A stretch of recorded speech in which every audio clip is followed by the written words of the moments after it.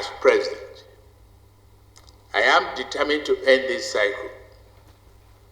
On the day of my inauguration, I promise that that my administration will address all the issues impeding investment and economic growth in Nigeria.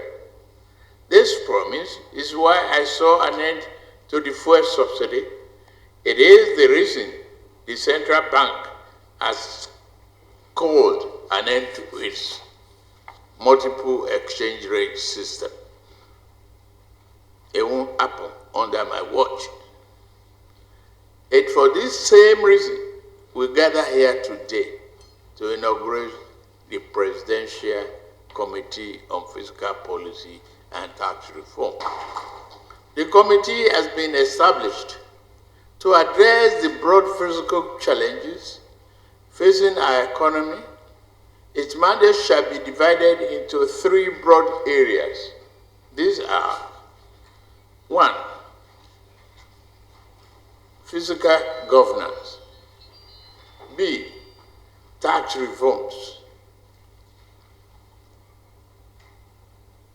And third, growth facilitation. We must be committed to establishing a conducive policy environment to attract global and local businesses and position our nation as a hub for research and development, technology and innovation, headquarters location, financial and shared services center for the continent. Our approach will be comprehensive and long-term focused, addressing fiscal concerns related to sustainable development goals as well as multidimensional poverty, ensuring responsible energy transition, and a coordinated strategy to elevate revenue reporting and quality of spending. Empirical data affirms that Nigerians are willing to fulfill their tax obligations when they see meaningful returns on their tax contributions.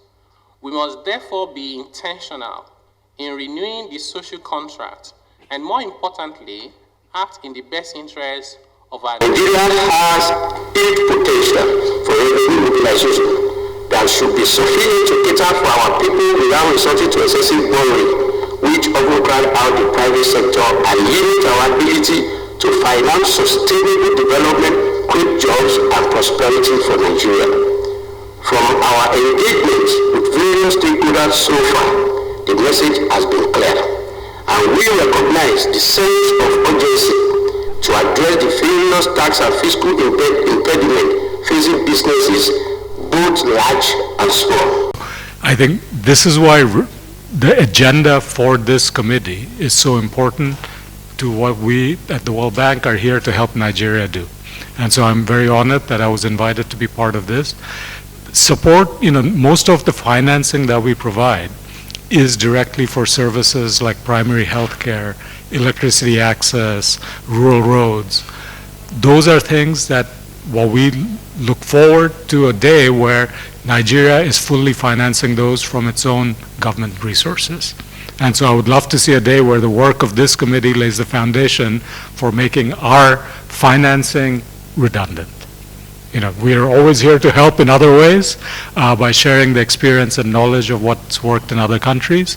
But in terms of, could not be happier if Nigeria gets to the point where it's generating enough of its own revenues in a way that's actually helping create the space for private investment, for families to flourish, and does not need to come to the World Bank for financing.